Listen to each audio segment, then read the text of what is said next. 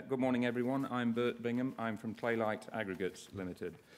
We've risen to the challenge facing the UK and global economy, indeed, for industry and other waste to be recycled in a circular economy, and also, particularly or specifically for the construction sector, to source green products.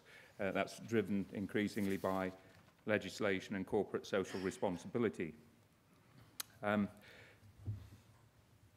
What would happen if we could meet both of those challenges and create a sector-leading, in terms of specification, product? Well, we're about to see, I think.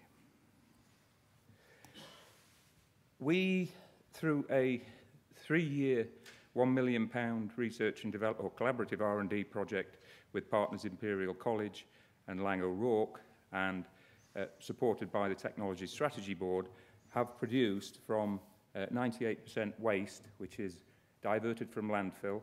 It is a product that is market leading in specification.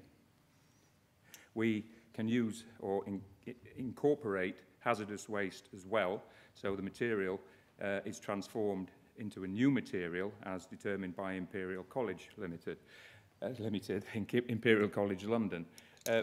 We basically make these Maltesers, which I'll talk about in a moment, from this diverted waste in our pilot plant in Stoke. We have a 12-metre kiln there. Happy to talk about technology, which is fairly standard. And the aggregate goes into lightweight concrete such as this, which is available to view. And lightweight aggregate concrete has been used around the world for decades. So it's well-known, well-understood product and markets.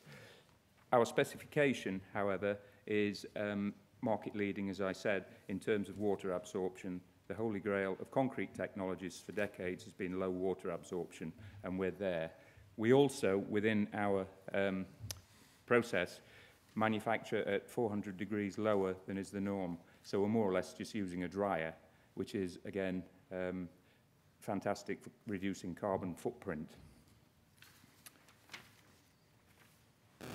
We can engineer different pellets for different markets. We make product for all markets, structural and non-structural.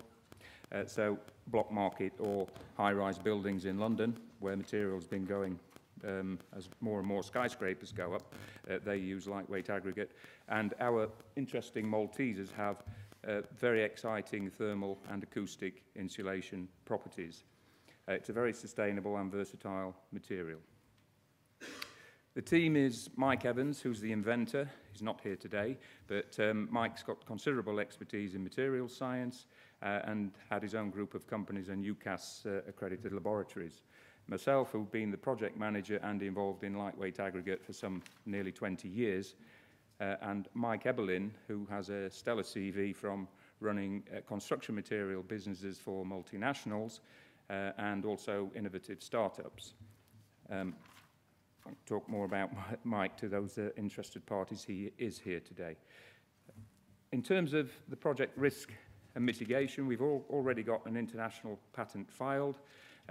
We are talking to and looking to partner with people in the supply chain, organisations in the supply chain, whether that is waste producers, waste reprocessors, or in end users, those in the customers.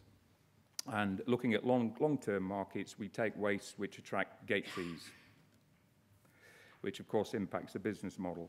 We're very comfortable with price competition. We have detailed knowledge of the markets, and we are very comfortable where we sit in our price points. Specification, as I said, is sector leading.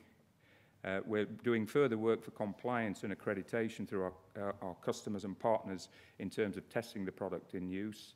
And also with the Environment Agency End of Waste Panel, who will declare our products have indeed achieved that specification. And that ongoing rigorous testing continues. We've spent over £1 million to date, as I've said, a mixture of grants and investment. I've talked about the gate fees impacting the business model. The confirmed market sales price is a non-structural £30 a cubic metre. The material sells by volume, and £50 for the structural market, and our indicative internal rate of return is 25% with payback in 4 years. We are seeking £350,000 further development costs pre-commercialisation, with a 15 million capex funding required in total. It is scalable. It's a global licensing opportunity, as the slide says, and exits will be IPO and trade sale. Thank you.